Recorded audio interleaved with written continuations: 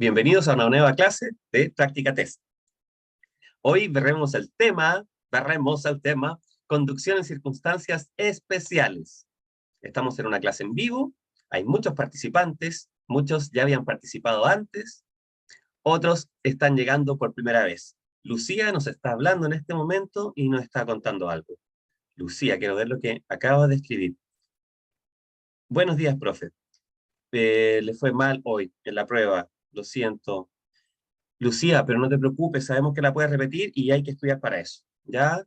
Así que hay otra nueva oportunidad, así que tranquila, ¿bien? Tranquila, quédate con nosotros, sigue trabajando ahí, practicando, ¿bien? Así que ánimo, Lucía, no te desanimes, no te desanimes, una vez que la pases, te vas a dar cuenta que eso se hace una sola vez y vamos hacia adelante, ¿ya?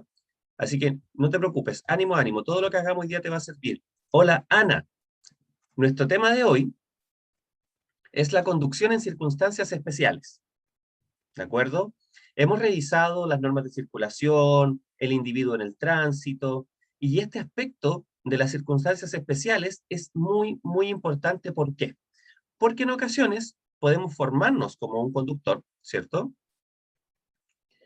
Y, hola Carolina, ¿cómo está Carolina Vega? Podemos formarnos como conductor y conducir, digamos, en general muy bien, sin problemas, pero cuando hay una circunstancia especial que no ocurre todos los días, pone a prueba mis capacidades. Buenos días, Constanza. Buenos días, Mauricio. Entonces, para poder establecer en el libro de nuevo conductor esas características especiales, hola, profe, acabo de dar mi examen en la municipalidad de Cerro Navia y aprobó. ¿Quién aprobó? Para que le dé ánimo a Lucía. Dara, Dara, mira qué bien. Qué bueno, Dara, te felicito. Bien. Excelente, felicitaciones, Dara, muy bien. Hay que mandarle, Lucía, ahí tenemos, ¿viste? Ahí tenemos mucha energía. Y mañana va a dar el práctico. Excelente, excelente, felicitaciones. Muy bien. Volvemos al tema, con esas felicitaciones y ese golpe de energía, que ayuda a los demás a sentirse bien y poder aprobar, ¿cierto? Veamos entonces. Nuestro contenido de hoy, como les decía, para definir cuáles son las circunstancias especiales, que son circunstancias excepcionales, ¿ya? Y pueden haber algunas que no estén incluidas en el libro Nuevo Conductor, ¿bien? Se dividen en los siguientes puntos.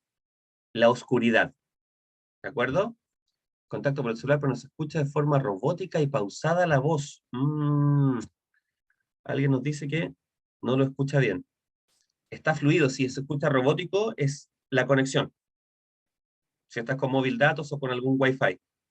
Bien, Lucía ahí nos confirma que suena muy, muy bien. Sí se escucha, gracias, Sofía. Entonces, vámonos al tema ahora, ¿ya? Me voy a ir al tema por mientras, pueden seguir hablando en el chat sin problema. La oscuridad, obviamente. ¿Por qué razón es tan importante? Porque estadísticamente, como ya lo hemos visto, durante la noche ocurren más accidentes, o esos accidentes son más graves, ¿cierto? Entonces, ¿es una circunstancia especial? Sí. ¿Por qué razón también? Porque nuestra capacidad visual no está al máximo durante la noche, ¿cierto? Entonces, ¿cuándo se deben encender la luz del vehículo? Tiene que ver con con la oscuridad, ¿cierto? Las luces de otros vehículos, la conducción en zonas de alumbrado público, sigue hablando de la oscuridad, y aquí ya cambia a trabajar con carga. Sí, Noemí, ojalá te vaya súper, súper. Si te quedas aquí y revisas todo el material, te puede ir muy bien. Con carga, eso ya es complicado, sea con un carro de arrastre o la carga que esté dentro del vehículo. Conducción con remolque, ¿cierto? Conducción en autopistas, es una circunstancia especial, aunque hay personas que para ir a su trabajo manejan todos los días en una autopista. Bien, cosas para no olvidar, conducción en túneles, súper, súper importante. Y finalmente, algunas condiciones climáticas, ¿cierto? Que son adversas para la conducción, bien, como la lluvia, la nieve, el hielo, la niebla y el viento. Vamos entonces a revisar de qué se trata. Hola Susana Vallejo, bienvenida, ¿cómo estás?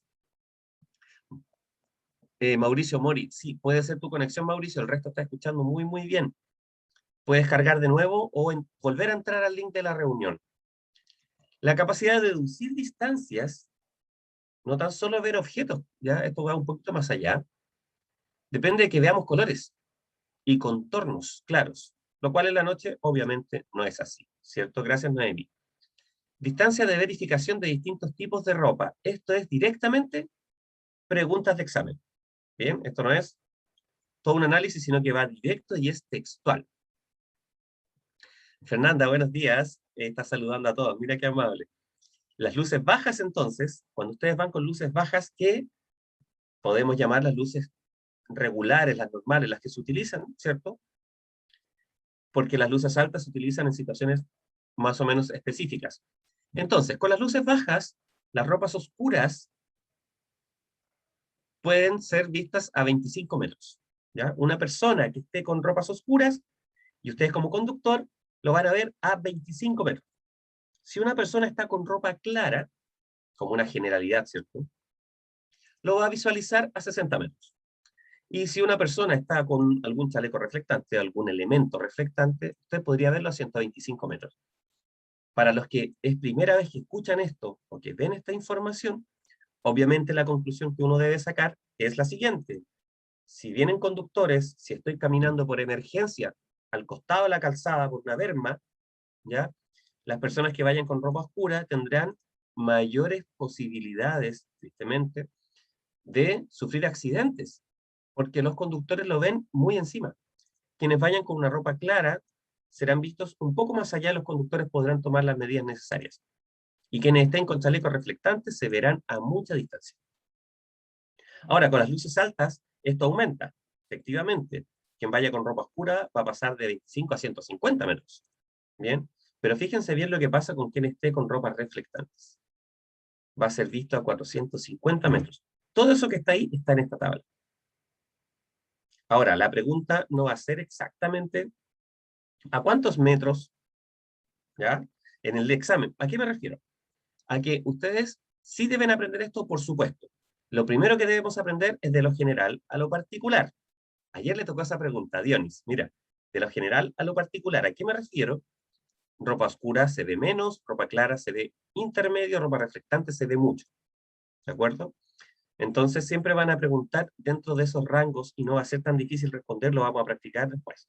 ¿Ya? Ahí está esa información. Aquí está el ejemplo, miren, con los metros. Aquí se ve el de chaleco reflectante. El de ropa oscura se ve encima del vehículo. Miren esta parte de acá. Ahí tenemos el video. Esta pregunta puede ser pregunta directa a examen y es para explicar algo. La pregunta dice, ¿cuándo se deben encender las luces del vehículo?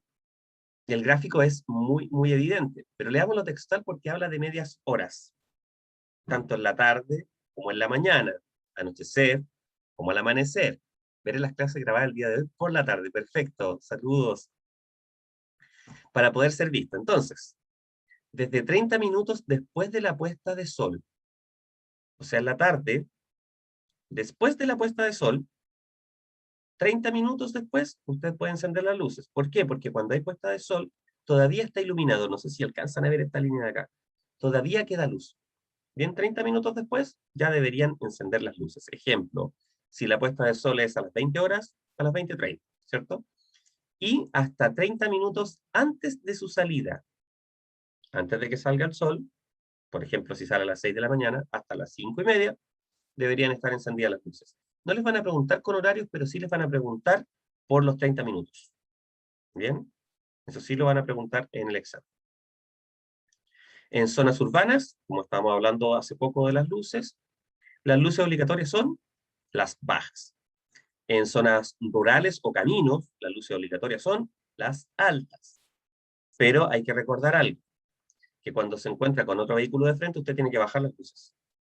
Después de que ya pasaron estos vehículos, sobre todo en zonas rurales, cuando uno muchas veces va solo, abrir nuevamente las luces altas. ¿Por qué? Especialmente porque en las zonas rurales todo parece muy tranquilo. Pero recuerden que los accidentes donde mueren más personas son en las zonas rurales más que en las urbanas. Porque en las zonas rurales, ¿cierto? Uno se siente muy cómodo, muy tranquilo, pero pueden suceder cosas como, por ejemplo, dos elementos. Una, que aparezca algún animal, ¿cierto? O segundo, aparte de esa posibilidad, es que se maneje a alta velocidad y no se pueda reaccionar. Las dos cosas mezcladas son accidentes muy graves. En zonas rurales son siempre altas en la noche nomás, Joxan, sí, pero resguardando los encuentros. O sea, si en una zona rural yo saqué la licencia y en 2 semanas más o en un mes más estoy en una zona rural, vivo en una zona rural, me subo al vehículo, pongo las luces altas porque voy en zona rural. Pero si tengo vehículos atrás mío, adelante y de frente pasando constantemente, tengo que bajar las luces. Cuando ya se alejen ellos, subo las luces. ¿De acuerdo? Porque hay que evitar encandilar al del frente. Marco, sí, buena pregunta, Marco. Buena solicitud de repetir lo de los 30 minutos, ¿ya? Veamos lo textual. ¿Cuándo se deben encender las luces? Para poder ser visto, que es el objetivo, ¿cierto? Desde 30 minutos después de la puesta de sol. O sea, puesta de sol, tengo 30 minutos todavía para encender las luces. Y luego, hasta 30 minutos antes de su salida. O sea, si el sol sale a las 6 de la mañana, hasta las 5:30 debo tener encendidas las luces. A las 5:30 ya podría apagarlas, porque aunque el sol todavía no sube del horizonte, ya está iluminando. ¿De acuerdo? Eso es lo de los 30 minutos. Sí, alguien preguntó zonas urbanas. En zona urbana con luces bajas, sí. Sí, Regnar, en zona urbana con luces bajas. ¿Puedo usar las luces altas para tener las luces bajas encendidas también? Hola, Macarena. Al usar la luz alta hay que tener la luz baja encendidas también. Macarena, la mayoría de los vehículos tienen la opción de elegir una luz o la otra, o luces bajas. Mauricio, muy bien. Ah, Mauricio, ok, la va a ver grabada. Perfecto, Mauricio. Ok, Mauricio. Espero que grabada suene muy, muy bien. Pones luces bajas y para pasar a las altas, cambia. ¿De acuerdo? Entonces, no se entiende como que tuvieses las dos. En general, obviamente, siguen encendidas, pero no se diferencian. ¿De acuerdo? La tienes que diferenciar en el control. Veamos. Entonces, cuando adelanta, proporcione ya ventajas a quienes lo estén adelantando. Recuerde no cambiar el color de las luces delanteras. Aquí se refiere a intervenir el vehículo. ¿Ya? A eso se refiere. Porque las luces delanteras deben ser de dos opciones. Ahí lo acabo de marcar. ¿Por qué lo marqué? Porque es una pregunta de examen. Y la pregunta es muy directa. ¿De qué color deben ser las luces delanteras de los vehículos? Opciones. Roja y blanca, blancas y amarillas, amarillas y rojas. Y ustedes saben que, por criterio, piensan primero, deben ser obviamente luces que no encandilen, ¿cierto? Y esas son las, o sea, que luces que iluminen para que uno pueda conducir, que son las blancas y amarillas. Y las de atrás, ¿de qué color son? Rojas, ¿cierto? Porque esas son las que no encandilan. O naranja también puede ser. Es importante, bien, la forma equilibrada del vehículo, ¿sí? Cuando estaciona una vía pública, sin alumbrado, luces de estacionamiento. Y aquí está esa típica confusión, que las luces de estacionamiento son unas luces bajas. Más bajas que las luces bajas. Es la primera opción, una luz chiquitita, para poder ser visto. La mayoría comúnmente enciende las luces de emergencia, que son los intermitentes del vehículo funcionando al mismo tiempo. ¿Ya? La sugerencia en el libro Nuevo Conductor es estacionarse con las luces, aquí está, de estacionamiento. ¿Bien? Que son distintas. Si cambia las luces bajas por un momento en las curvas y cambio restante, podrá reducir, descubrir peatones u otros obstáculos a responder las luces los vehículos que tienen en sentido contrario. Sí, siempre lo importante es no encandilar al que viene adelante, pero poder ver lo que el camino, ¿cierto?, permite, sobre todo si uno va solo en una zona rural con luces altas. No, hemos dicho ya. Veamos ahora qué pasa con las luces de otros vehículos. ¿Ya? ¿Qué es lo que nos producen a nosotros? ¿Cómo las vemos? ¿Cómo se transforman en preguntas?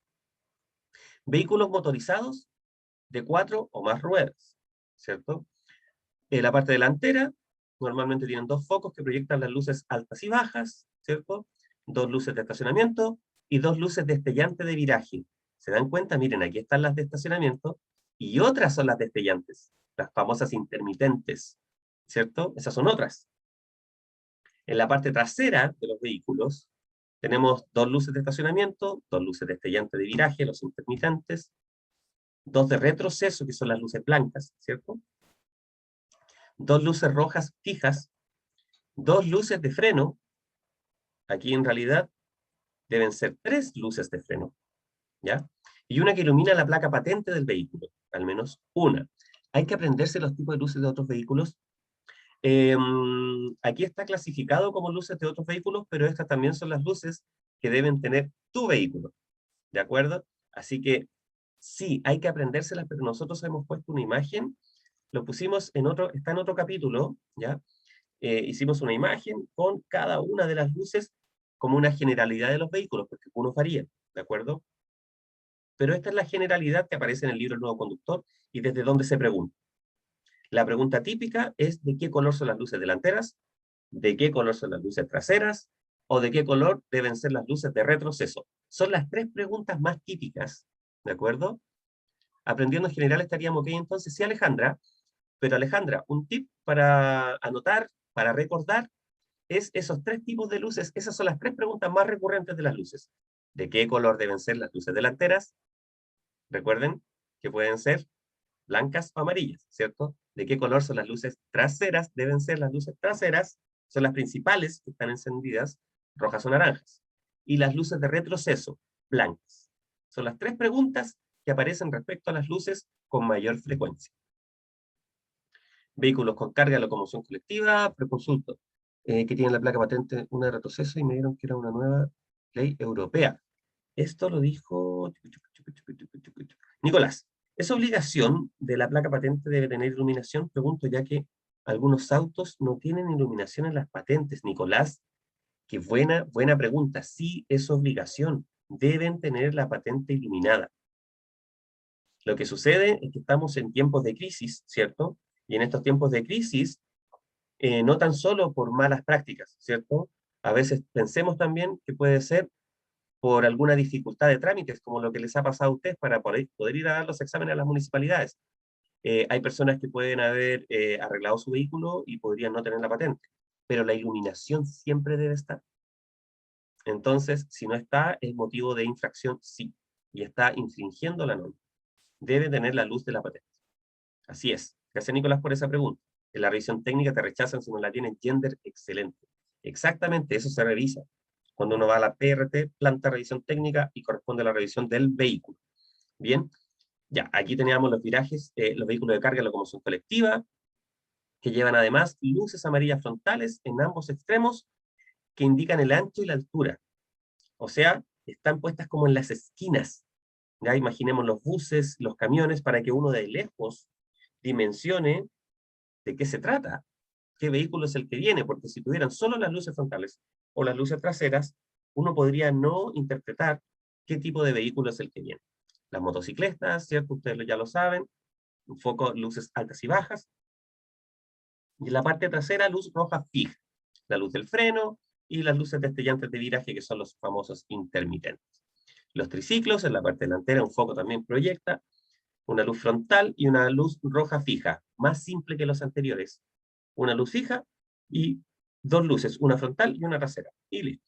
Bien, como las bicicletas deberían ser también. Vehículos de tracción animal deben llevar un farol en la parte delantera de cada uno de los costados que sobresalga de su estructura. Bien, para que puedan ser vistos desde atrás también. Una luz blanca hacia adelante y una luz roja hacia atrás. Recordatorios como siempre, hay que tener presente que las luces de los vehículos proyectan hacia adelante son blancas o amarillas. Pregunta de examen. Luces hacia adelante, blancas o amarillas. Las que se proyectan hacia atrás, rojos, y con excepción de las de retroceso, que son blancas. ¿De acuerdo? Las de viraje trasera pueden ser rojas o amarillas. Conducción en la noche en alumbrado público, usted no debe llevar las luces encendidas altas. No debe llevar encendidas sus luces altas. Esta es una mezcla con una pregunta que hicimos arriba. En las zonas no urbanas, uno debería llevar las luces altas, pero si tengo alumbrado público, no es necesario y puedo llevar las luces bajas, ¿cierto? Pero si estoy en una zona no urbana, sin alumbrado público, zona rural, sin alumbrado público, dicho más simple, en el campo, en un camino sin luces, voy con mis luces altas, ¿de acuerdo? Esa es una forma simple de decirlo. Ponga especial atención, ¿cierto? En circunstancias que puede ser difícil descubrir a tiempo a otros usuarios. Jeremy nos estaba haciendo una consulta. Voy a ver, Jeremy, espera un poquito. Con carga.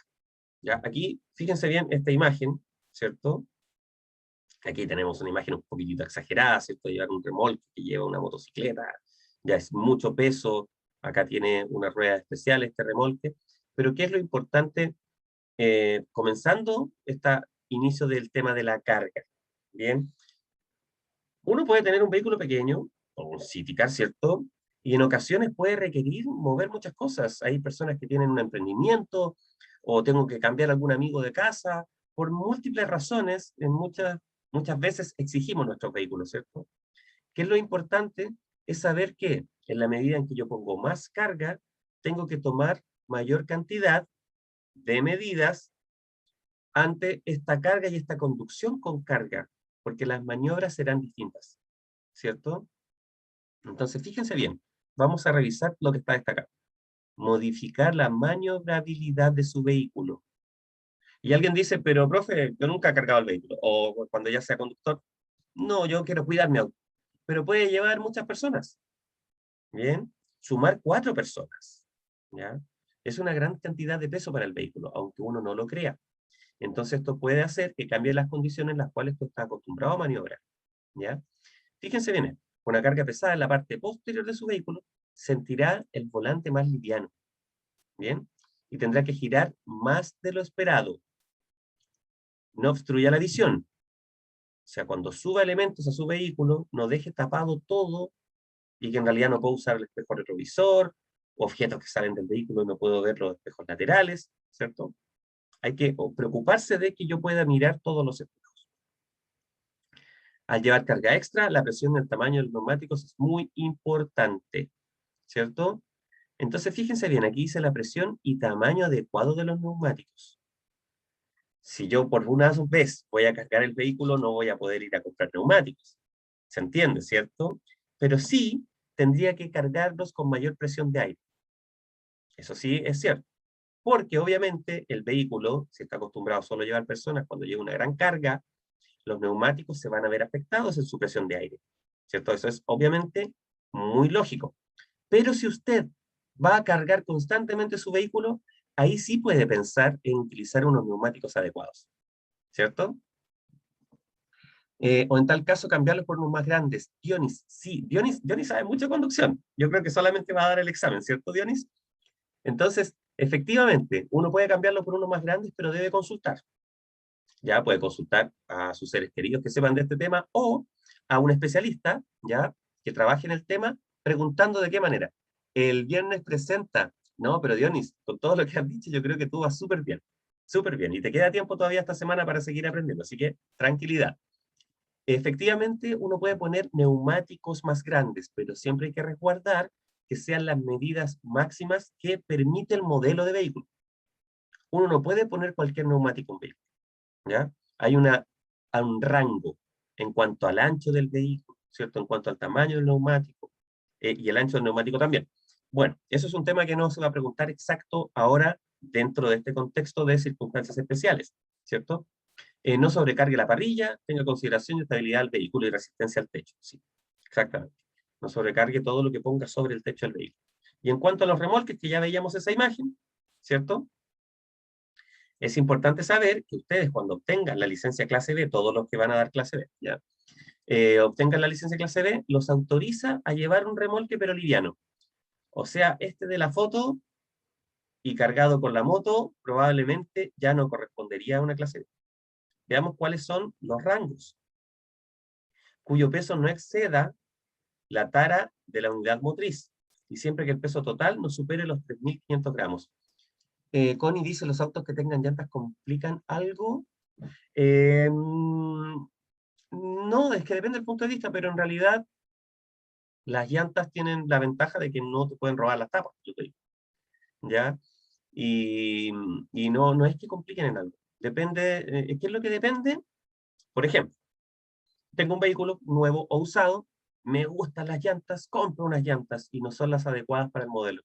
Siempre voy a tener problemas al utilizar neumáticos. Todo lo que ustedes hagan para modificar su vehículo, ¿ya? Que sea cambiar neumáticos, instalar llantas, debe ser algo adecuado para el modelo de vehículo. ¿ya? Nos puede pasar en ocasiones que tenemos un vehículo chiquitito y queremos tener un vehículo grande o alto porque queremos ir a un camino, no sé, en la montaña. Y compro tremendos neumáticos. No se pueden instalar en todos los vehículos, ¿ya? Así que debe ser adecuado al modelo del vehículo. Y de esa manera no van a generar tantos problemas. Entonces, en total, no debe pesar todo esto junto 3 toneladas y media, 3.500 kilos. Y tampoco el remolque, el carro, debe pesar más que el vehículo que lo está tirando, ¿cierto? Por eso dice que no exceda la tara, que es el peso de la unidad motriz, donde está el motor, adelante, ¿cierto? El otro se va acá conectado. Entonces, ¿qué es lo que debo controlar para poder conducir con una carga adicional como un remolque? ¿Ya? Que la carga del remolque esté bien distribuida. Eso es una cosa un poco lógica. No tan solo con el remolque, también cuando yo lleve carga en mi vehículo, bien distribuida. ¿Bien? Que el remolque esté bien enganchado, en base a los sistemas que tenga el remolque que yo pueda usar, las conexiones de luces y frenos eléctricos. Es bueno saberlo. Estos sistemas, los autorizados al menos, deberían tener 2 conexiones mínimas que son sobre luces y un sistema de frenos. Entonces, luces para que se vean en esta parte de atrás y los vehículos que van atrás puedan ver cuando yo freno, ¿cierto? Y otro sistema que ayude a estas ruedas a funcionar en relación a lo que vayan haciendo las ruedas del vehículo. Si yo voy frenando, estas ruedas también tienen que comenzar a frenar. Si no existiera ese sistema, si usara un carro sin sistema de frenos y yo freno de golpe, el carro se iría por uno de los dos lados. ¿Por qué razón? Aquí ustedes en el chat, todos deberían poner los que ya han estado en clases. Los que estuvieron en la clase o vieron la grabación de las leyes físicas deberían decir por la inercia, ¿cierto? Porque el carro va a tender a ir hacia adelante. Entonces, si el vehículo frena, el carro chocaría al vehículo y se iría hacia los lados si no tiene un sistema de freno. ¿Bien? Es súper, súper importante eso.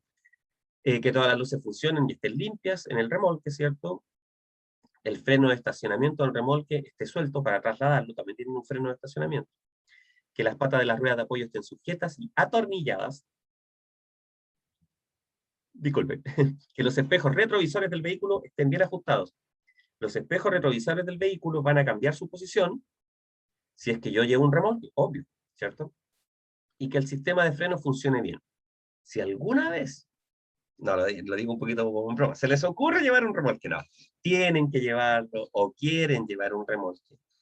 Es bueno tratar de practicar un poco con el remolque antes de entrar derechamente en las vías o en una autopista o hacer un viaje de vacaciones, ¿cierto? Ahora están muy de moda algunos, les comento, que se llaman teardrop, como lágrima, que son unas mini carritos que es como una casa rodante chiquitita, y como está tan complicado todo con lo que estamos viviendo mundialmente, a lo mejor va a ocurrir más que vamos a ver vacaciones familiares o de amigos de esta forma, ¿cierto? Es solamente un ejemplo para conectarlo con la realidad, ¿ya? Aquí quiero, ¿qué se debe hacer? Profe, cuando el remolque es... Ya, aquí tenemos los 3.500 totales. Buena pregunta porque eso lo salté, ¿cierto? Es importante que cuando conduzca remolques capacidad de carga superior a 750, estos deben llevar frenos de inercia. Bien, estos frenos funcionan con el mismo peso del remolque y además deben llevar un freno de emergencia en caso de que el remolque se desprenda del vehículo. Se está refiriendo a que cuando ya es muy pesado, ¿cierto? Se debe utilizar específicamente este tipo de freno, que es un freno para remolques pesados, ¿cierto? Si ustedes se dan cuenta, aquí está la palabra que yo acabo de decirles, la inercia. Un carro sin este sistema de frenos, al frenar de golpe y sin conexión de frenos, chocaría el vehículo y se iría por alguno de los costados, ¿cierto? Porque está tendiendo, quiere ir hacia adelante, esa es la inercia, voy hacia adelante. En cambio, un sistema de frenos de inercia significa que cuando el vehículo de adelante esté frenando, el carro también va a estar frenando. Y va a evitar que se vaya de golpe contra el vehículo o por los costados. Bien, eso es lo que se debe hacer ante una carga de 750 kilogramos. Eso es lo que se debe hacer. No quiero dejar pasar esta frase porque es pregunta de examen.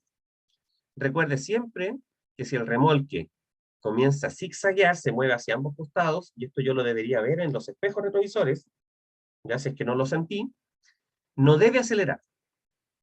hasta que recupere la estabilidad.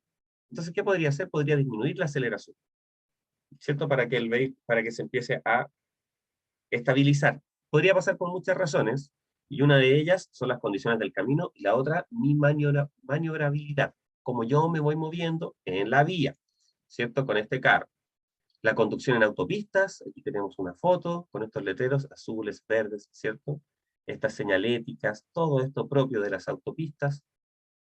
Las pistas de desaceleración, uno sale por acá y va bajando la velocidad. Frenar tampoco se debe hacer, ¿o no? No, sí se debe frenar, pero con precaución, cuando uno lleva un remolque, ¿cierto? No frenar de manera intempestiva. En autopistas, bueno, consejos siempre planificar su viaje, en ningún caso utilizar autopista un vehículo que no pueda alcanzar altas velocidades, que, buen consejo este, siempre hablamos de la velocidad máxima, pero debemos comprender que por criterio una autopista está pensada para altas velocidades. ¿Podríamos ir todos los usuarios de la autopista lento? Sí, podemos ir lento. Cuando la están arreglando, por ejemplo. A quienes conozcan en la zona central la autopista del Sol, por dar un ejemplo, lleva harto tiempo en una construcción porque la están ampliando. Entonces los vehículos ahí no andan a altas velocidades, ¿cierto? Pero por estas características. Mm, Mauricio, están hablando ahí algo importante, ¿eh? Se están contestando por mientras voy a mirar. Me están diciendo, se debe sacar el pie del acelerador para controlar la trayectoria. Regnar, tú te refieres a la trayectoria, estás hablando del zigzagueo del carro. Puedes bajar un poco la velocidad, ¿cierto? Un poco, sacando el pie del acelerador, porque al bajar la velocidad va a tener mayores posibilidades de estabilizarse, hay que pensar que ya vamos avanzando, el carro, ¿cierto? Pero no debes bajar la velocidad de golpe, porque por la inercia el carro se podría ir en contra tuyo, por los costados, o podría provocar un accidente, como nos dicen Mark. Exactamente, ¿ya? Entonces, pregunta también de examen. Para ingresar a la autopista existe una pista especial llamada pista de aceleración. Les preguntan más que eso, no solo cómo se llama la pista para entrar a la autopista, no. Les van a preguntar sobre la velocidad que ustedes sienten cuando están en esa pista para entrar y para salir. Al salir, ustedes siempre van a sentir que su velocidad es inferior a la que realmente es. Porque como venían en condiciones especiales, viajando tranquilamente en una autopista, cuando ustedes salgan de la autopista, ¿bien? Cuando ustedes salen de la autopista, en esta pista de desaceleración, y se encuentran con otros vehículos, ustedes pueden percibir fácilmente que van a 60 y en realidad van a 80. ¿Ya? Hay que tener mucho, mucho cuidado con eso. Esta parte, veamos. La regla de los 3 segundos es imprescindible cuando se conduce a velocidades altas. ¿Cuál es esa famosa regla? ¿Cierto? Aquí no está explicada, también en una clase lo dije y no lo expliqué. De los 3 segundos es tomar como referencia algún objeto, uno va avanzando en la autopista, ¿cierto? Pero, por ejemplo, se pueden repetir árboles, algún hito, algún letrero publicitario, por ejemplo, y uno lleva un vehículo adelante. Veo esa referencia que elijo de lejos, por ejemplo, un letrero, dejo que pase el vehículo que va adelante, y desde que pasa ese vehículo empiezo a contar. Uno puede contar 1000, 2000, 3000 para que sea efectivamente un segundo. Si uno dice 1, 2, 3, no son segundos. Es lo más aproximado para que uno pueda hacer una técnica. Decir 1000, 2000, 3000. Si llevo menos de 3 segundos, o sea, digo 1000 y pasé también el letrero, voy muy, muy cerca en Mississippi. Si voy muy, muy cerca del vehículo que está adelante. ¿Se entiende? La idea es ir 3 segundos o más allá de distancia de esa persona. Bien, de esa forma se calcula. La distancia de 300, 200 y 100 metros al inicio en una pista de desaceleración para abandonar una autopista informa con señales especiales de color azul. Bien, no olvide los espejos, señalización, maniobras. Debe circular por la pista derecha a menos que vaya a sobrepasar otro vehículo. Sí, ustedes lo saben. El manubrio está en el costado izquierdo y manejamos por la pista derecha, ¿cierto? No debe utilizar la berma para circular. ¿Y cómo salir de la autopista? Aquí está lo que yo les contaba, ¿ya? Por esta pista de desaceleración, y fíjense lo que sucede, que al salir de la autopista, su velocidad puede ser mayor que lo que usted cree. Así 80 kilómetros por hora pueden parecerle como si fueran 60 o 50 kilómetros por hora. Por eso es importante que controle su velocidad mirando el velocímetro. No tan solo la sensación que usted tenga, sino que también mirar el velocímetro. Ahí tenemos ejemplos de autopistas. Aquí tengo una pista, esto está seguro que por un paso bajo nivel, ¿cierto? Aquí hay un costado de la autopista que es donde yo entraría, debe tener las dos direcciones, con una pista de desaceleración. La conducción en túneles, bien, hoy día estamos viendo harta información. La conducción en túneles, fíjese bien, ¿qué es lo que pasa? Debe tener combustible suficiente. Si es que fuera en un túnel extenso, sí, hay algunos en Chile, por supuesto. Donde hay varios, hay muchos que están en la cordillera de la costa, ¿ya? Para quienes nos están visitando, quienes se han venido a vivir a nuestro país, ¿ya? Nosotros se nos olvida que no estuvimos juntos en primaria, como llamarían, ¿cierto? Muchos, y no tenemos en nuestra cabeza esta idea de la geografía de Chile. Pero es muy fácil de entender. En general, la geografía de Chile, esta franja delgada y larga de tierra, tiene mar, ¿cierto? Luego una depresión, ¿ya? Antes de la cordillera de la costa, que son cerros más bajos que la de los Andes, pero que también es cordillera, ¿de acuerdo? Después depresión intermedia, donde está la mayoría de las ciudades, las capitales de las regiones, y donde está la mayor parte de la trayectoria de la carretera norte-sur, que cruza todo el país, todo, y viene de otros países, y luego viene la cordillera de los Andes. Entonces, en casi todas las regiones, si uno va de costa a cordillera o de cordillera a costa, podría encontrarse con túneles en ambas cordilleras, ¿cierto? Y hay túneles muy extensos, sobre todo en la cordillera de la costa. Y es cierto, un caso típico, aunque estemos todos en distintas regiones, es de Santiago a Valparaíso, ¿cierto? Hay túneles muy extensos. Obviamente debe tener combustible suficiente, no debe quedar en la llamada popularmente pana de combustible en medio de un túnel, muy peligroso. Tiene que ir con la luz encendida, ¿cierto? La puede encender al entrar al túnel. Si viene en un autopista, usted ya va a traer las luces encendidas. Bien. Quítese las gafas que lleva puestas. Yo siempre he recomendado, ya sé que son complicados a veces y son un poquito caros, pero tener unos buenos lentes para conducir, ya lentes de sol, ya es muy bueno. Pero aunque uno tenga unos excelentes lentes fotocromáticos, todo el tema, cuando entra a un túnel siempre es recomendable sacarse esos lentes, ¿ya? Cierre su ventana y ponga en funcionamiento el sistema de ventilación, esté atento a las señales, obvio, ¿cierto? Porque hay mensajes que son variables, hay señaléticas que están ahí que nos pueden decir que una pista no está disponible simplemente con una X, por ejemplo. Tenga cuidado con la presencia de charcos, por supuesto, y si se produce un taco, si hay un atochamiento, un embotellamiento en el túnel, encienda las luces de emergencia inmediatamente, que son estas luces intermitentes. Entonces sucede mucho.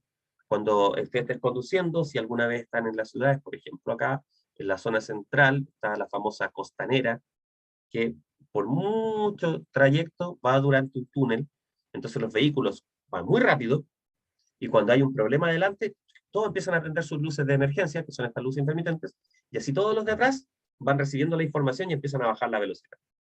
¿Ya? Actualmente se utiliza mucho, antes no era tanto, ahora se utiliza mucho porque es necesario y funciona. ¿Ya? Es mejor ser un poquito exagerado a que no avisar a los vehículos que vienen atrás. Su vehículo sufre un desperfecto, ya, ahí estábamos hablando de las cosas lógicas para el túnel.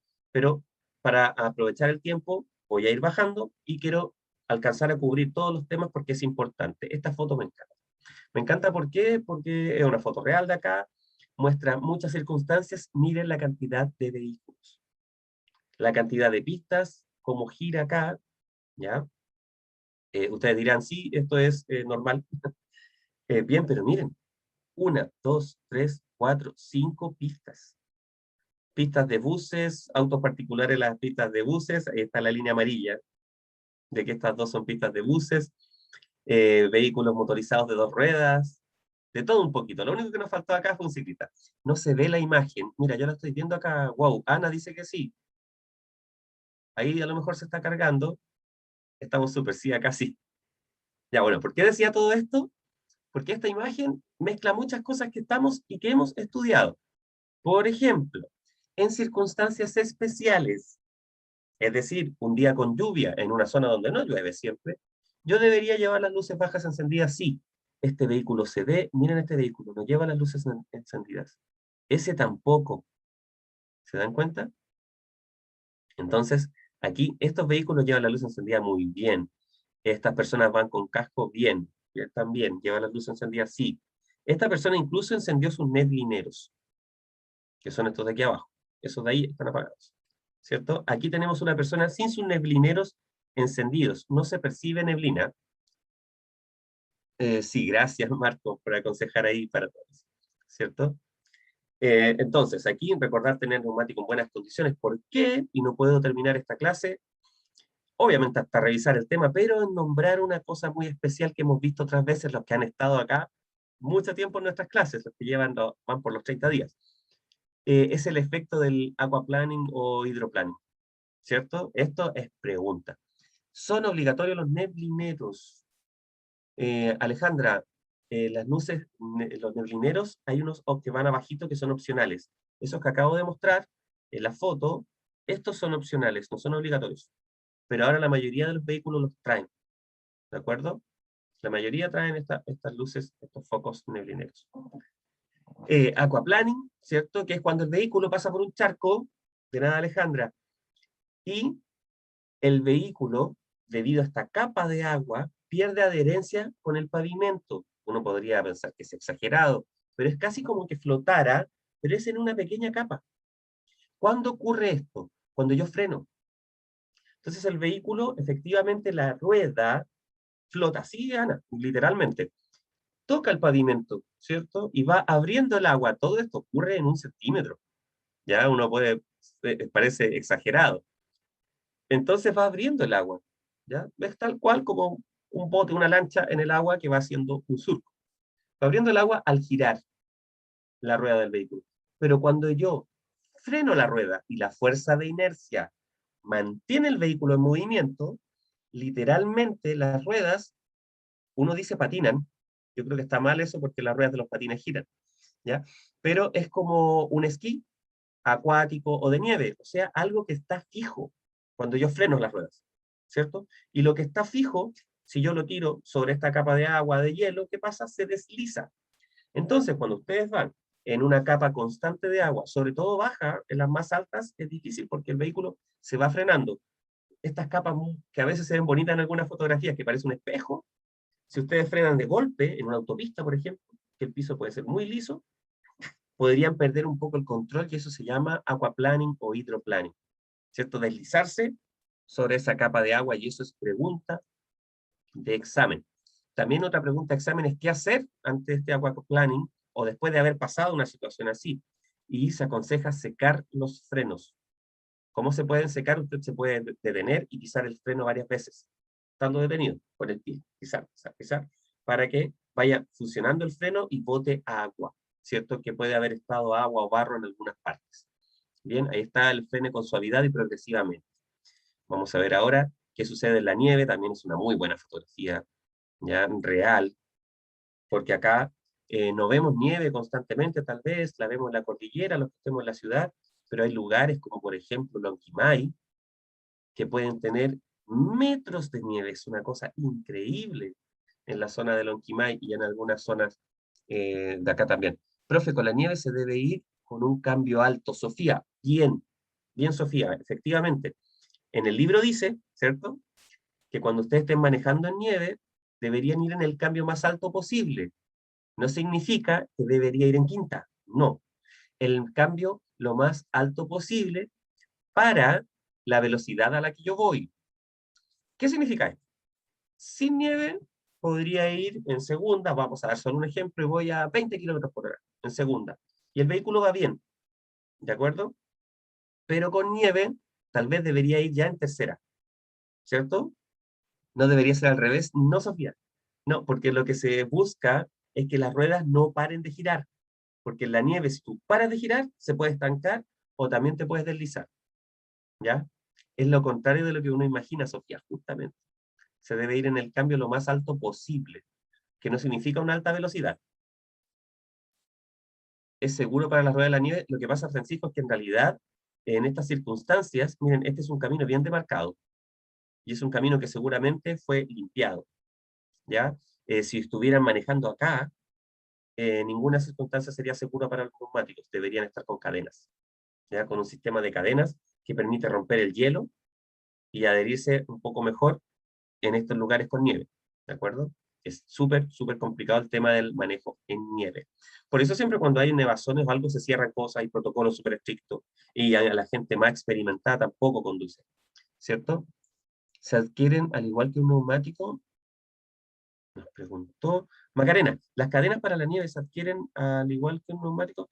Sí, se compran, Macarena, ya. No son, bueno, son comunes en nuestro país para la gente que va a estos lugares y se usan principalmente para el hielo. ¿Por qué?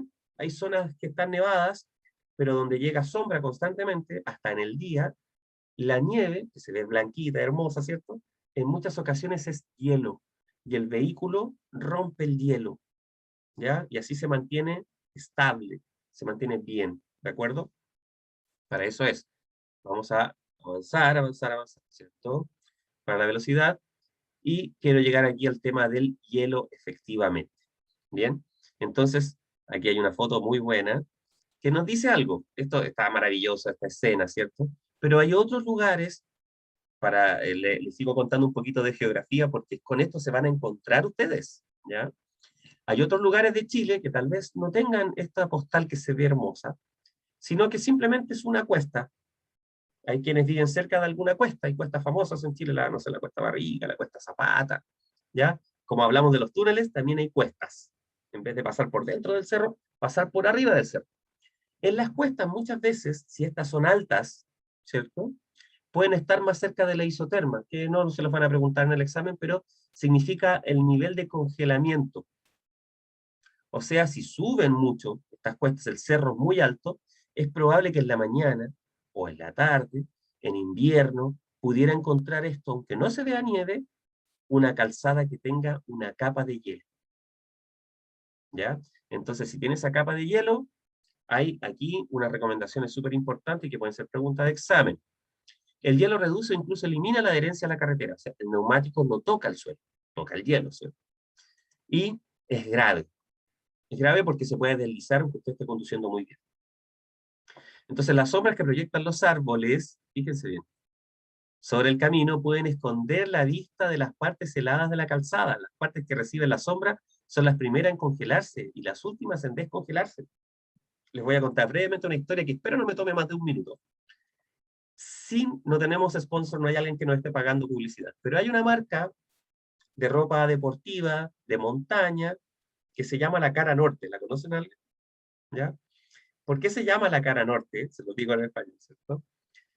Porque en el hemisferio norte, ¿ya?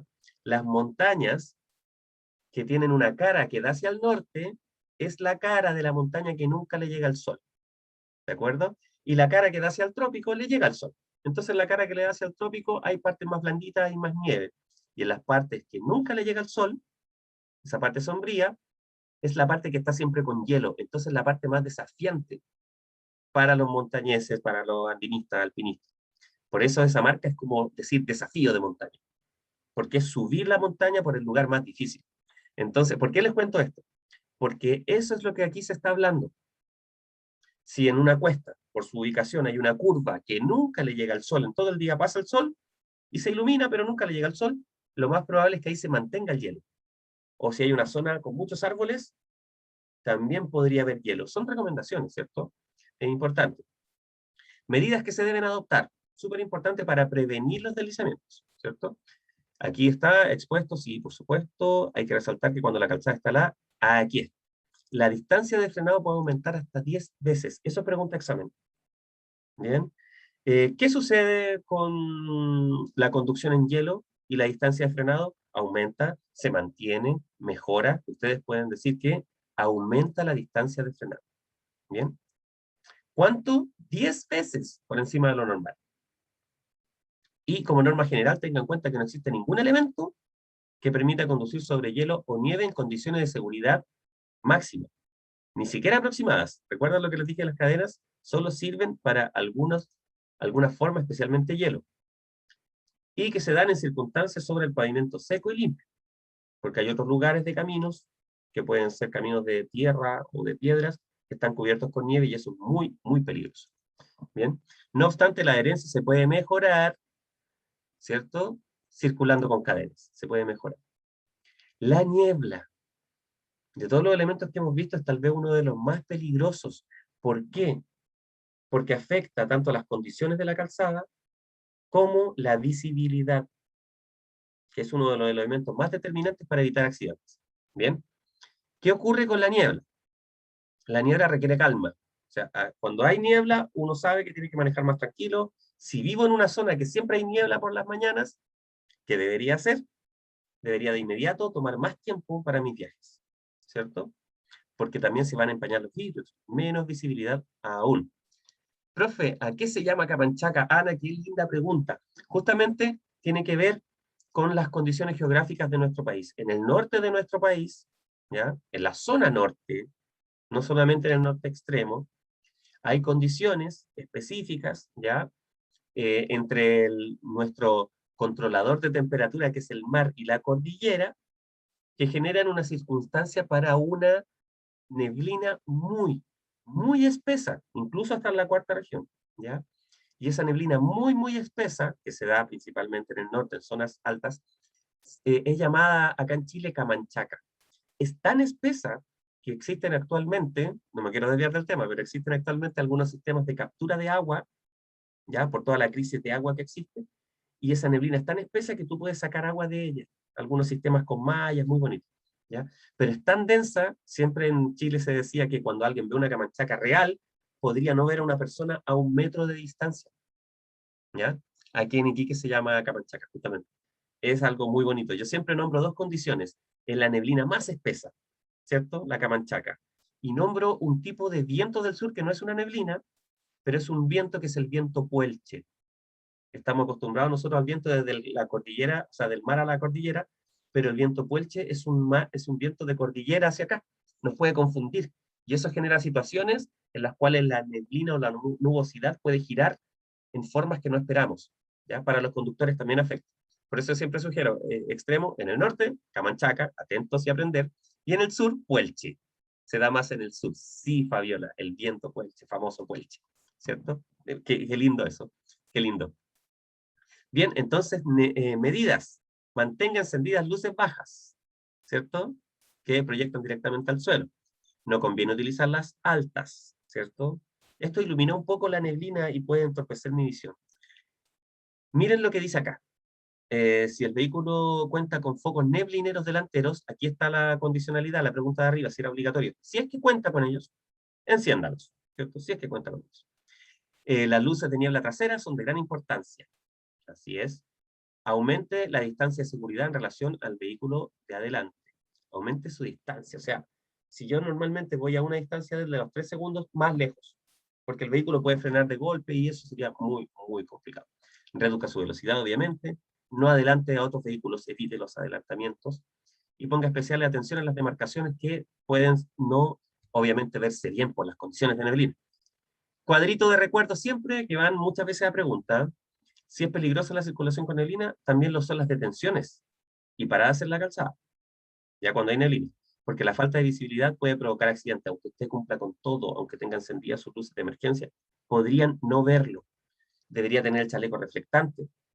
Recuerden que el cálculo de las luces no es con neblina, ¿cierto? Entonces, aunque esté con su chaleco reflectante, podría no ser visto. Y finalmente, la última condición aquí climática para la conducción de formas especiales, ¿cierto? Es el viento fuerte, de que estábamos hablando de viento y de neblina, principalmente en caminos de montaña. Podríamos decir aquí también caminos de montaña expuestos, ¿ya? Porque caminos de montaña cerrados, pero cuando tiene algún lado de exposición, ese viento afecta mucho. Y eso sucede acá, por supuesto que sucede en toda la cordillera de los Andes. ¿Y dónde se da con mayor frecuencia? Cordillera de los Andes, cordillera de la costa, también hay viento fuerte. Zona norte y zona sur del país, que hay climas más extremos. Medidas que adoptar, reducir la velocidad es el consejo general, ¿ya? Y corregir las desviaciones. Es increíble, ustedes no lo van a creer, pero un vehículo sí puede irse hacia un lado con el viento. Le ocurre, por ejemplo, ¿a quiénes? A los camiones y a los buses. Entonces, si su vehículo es alto, va a poder verse afectado por el viento y usted va a corregir. Corregirse se refiere a que el manubrio, usted lo va a sentir, debería ir en contra del viento. Es muy leve, pero sucede. Para ello, sujete el volante con firmeza y gírelo en contra del viento. Si el viento me llega de costado derecho, yo giro desde el lado izquierdo hacia el derecho, en contra del viento. Las ráfagas agravan el problema. En la Patagonia hay unas ráfagas muy, muy fuertes. Conduzca con máxima precaución y esté atento para evitar posibles desvíos. Eso es. Hubieron hartas preguntas entre medio. Profesor, entonces, cuando hay nieve en las zonas urbanas, ¿cuál es la velocidad recomendada para andar en la ciudad? Oh, wow, qué buena pregunta. Qué buena pregunta. Y lo voy a contestar, Nicolás. Ya, primero te voy a hacer una contrapregunta y después voy a explicar. ¿Ya?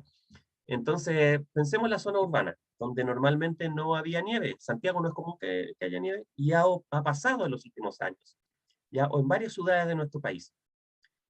Una velocidad exacta no está determinada. ¿Por qué? ¿Dónde está la contrapregunta, Nicolás? ¿Y si te chocaran a 10 kilómetros por hora? Uno diría, ¿hay algo que decía andar a 10? No, pero me chocaron. ¿Y por qué podría pasar? Primero, por estar muy cerca de los otros vehículos. Primera opción. Segunda opción, porque aparte de que esté nevando, podría estar muy nublado. Cuando está nevando, la misma nieve provoca una capa que evita la visibilidad a largas distancias. Entonces alguien podría chocar mi auto estacionado, podría ni siquiera llevar velocidad y podría chocar el auto, ¿cierto? Entonces, si sumamos los consejos, como dice Dionis justamente, es reducir la velocidad, manejar con precaución. Si es que realmente hay nieve y es espesa, manejar en el cambio más alto posible. Fabiola Durán dice, ¿por qué se debe a que no se puede prevenir todo? Además, esta se multiplica por 10. Excelente, la distancia de frenado, ¿ya? Si yo normalmente tengo una distancia que ya sabemos calcular, ahora voy a tener que tomar 10 veces más esa distancia para evitar accidentes. O sea, en el fondo, cuando esté en una condición así, sobre todo si no tenemos experiencia, ser muy, muy precavidos. ¿De acuerdo? Creo que este es el capítulo como de la precaución. Pero como siempre les digo, no significa conducir con miedo. No, porque el miedo paraliza. Ese es un refrán, ¿cierto? Lo que significa es conducir con conocimiento. Con todo lo que ustedes están estudiando, después cuando manejen, ustedes van a decir, hoy me acuerdo del profe de ahí, y en realidad es más fácil manejar de lo que parecía. Es mucho más fácil. Llevo, no sé, un año manejando y no tengo ningún problema, me sé estacionar, no he sufrido ningún accidente, me va súper bien. Puede ser, pero nunca hay que olvidar que toda esta información es importante y está pensada incluso ojalá para que no tenga que usarla aún, porque todos esperamos que no existan los accidentes, ¿cierto?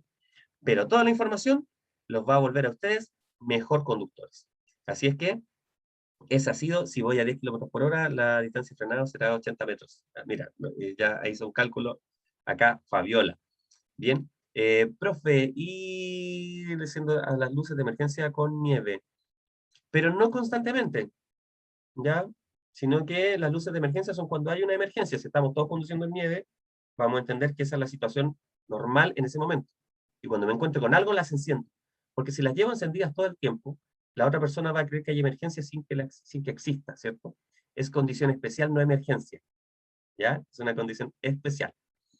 Eh, Muy bien, hoy opto por la licencia A3, excelente, Consuelo, muy bien. Esta fue una sesión de revisión del tema que era extenso, ¿ya? Vamos a revisar después en las otras clases algunas preguntas que van a ir empezando a aparecer insertas. La de la ropa no la van a olvidar, sí o sí les va a aparecer, ya en los exámenes que ustedes practican y el que practicamos acá. Así es que voy a hacer algo hoy día por primera vez, que espero que funcione muy bien. Les voy a enviar un link. ¿Se dieron cuenta que fue una sesión sin preguntas? Les voy a enviar un link que es un desafío.